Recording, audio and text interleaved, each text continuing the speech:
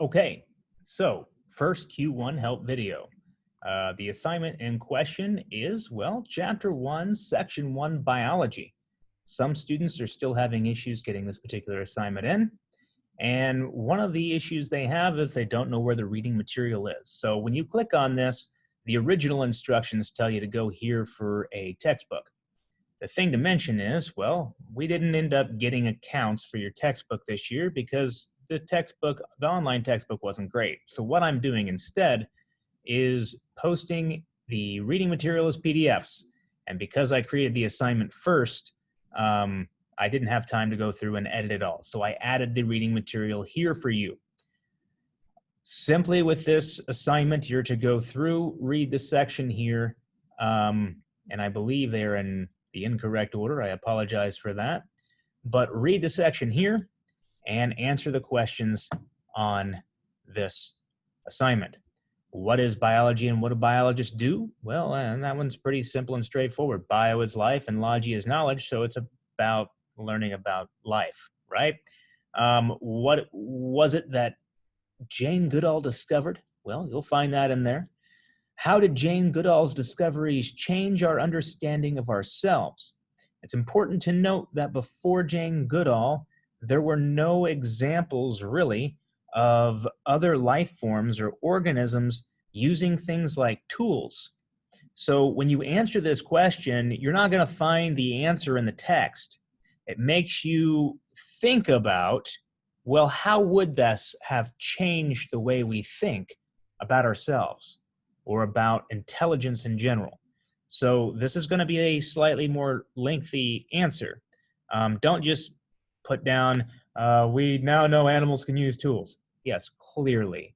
But on a bigger picture idea, what does that mean? Like, what has that changed our outlook as humans about with life, with our own intelligence, things like that? That's what I'm aiming for in that question there. Okay, list the different requirements needed for something to be classified as living or once living. You find this out when you read the section here and go to this table on page 7. In fact, here's the list. You need to write down all of those things. You need to know all of those things so that you know what's living and what's not. Okay, why is maintaining homeostasis so important? Well, if you don't maintain homeostasis, what happens to you? That's another way of answering that question, okay? So if you don't maintain homeostasis, what will eventually happen to you? Okay. Give 3 examples of how biology is affecting your life daily. Okay. This is how you answer that question. The study of biology. I'm not talking about how life itself is changing your or impacting your life. How has the study of life impacted your daily routine? I'll give you one example. Agriculture. The study of life has changed how we grow and produce food. And I could go into pesticides and talk about how the use of pesticides and biochemistry has increased our crop yields. We can talk about genetically modified organisms and how, you know, we have less competition in a normal field, so we get more production out of those fields, 10, 15% increase.